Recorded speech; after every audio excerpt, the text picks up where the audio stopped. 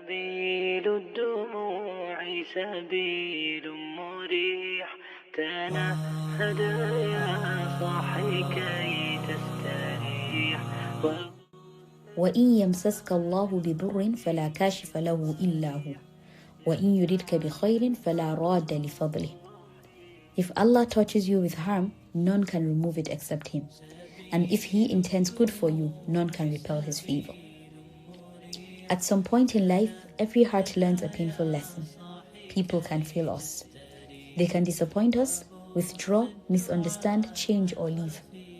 Even the ones we love the most, our spouses, children, family, are not constant, and yet many hearts cling to them as though they are.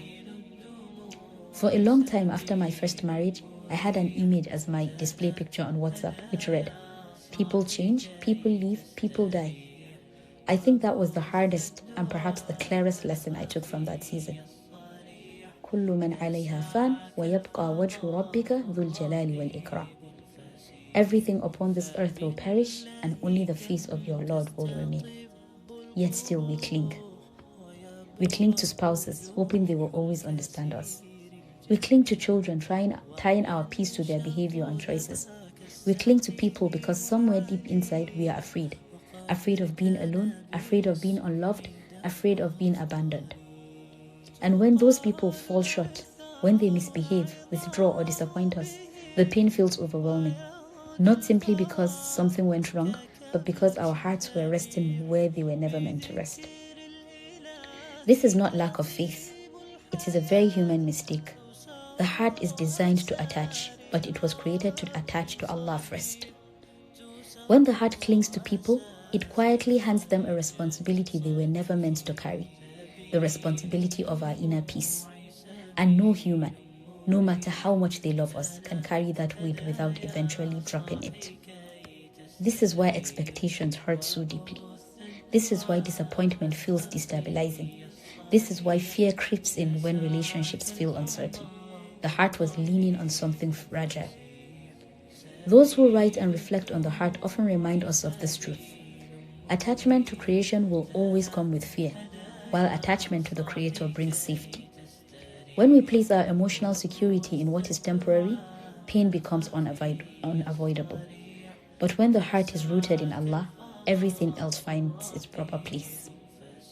The Prophet ﷺ taught us this balance when he said, "Love the one you love moderately, for perhaps one day they may become someone you dislike. And dislike the one you dislike moderately, for perhaps one day they may become someone you love." This hadith is not telling us to love less. It is teaching us not to cling, to love fully, but not to make the beloved the foundation of our heart, to love while knowing that only Allah is permanent. I once heard a woman refer to her children as her pension. She said it playfully, but it stayed with me, because when our future security, emotional or financial, is placed entirely in our children, disappointment and fear are almost guaranteed. Children grow, change, struggle, move away. They were never meant to carry the weight of our reassurance about the future. The same happens in marriage.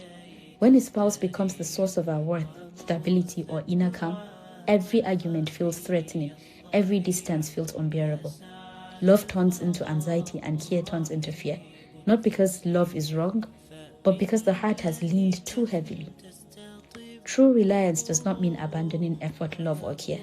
The Prophet ﷺ said, if we were to rely upon Allah as we should, He would provide for us as He provides for the birds. They leave their nest hungry and return full. They still fly, they still search, but their hearts are not burdened with anxiety. We are allowed to love deeply. We are allowed to care. We are allowed to feel, but we are not meant to depend. Hijrah begins when the heart learns to say, I will love you, but my peace is with Allah. I will care, but my security is with Allah. I will show up, but my heart belongs to Allah. And when that shift happens, something beautiful occurs. Disappointment no longer destroys us. People's shortcomings no longer define us. Fear of abandonment softens because the heart knows it is never truly alone. So we ask Allah with the dua of the Prophet sallallahu alaihi wasallam, Ya Hayyu Ya Qayyum, bi rahmatika astaghith, aslih li sha'ni kullahu wa la takilni ila nafsi tarfata ayni. O ever-living, O sustainer, by your mercy I seek relief. Rectify all my affairs and do not leave me to myself, even for the blink of an eye.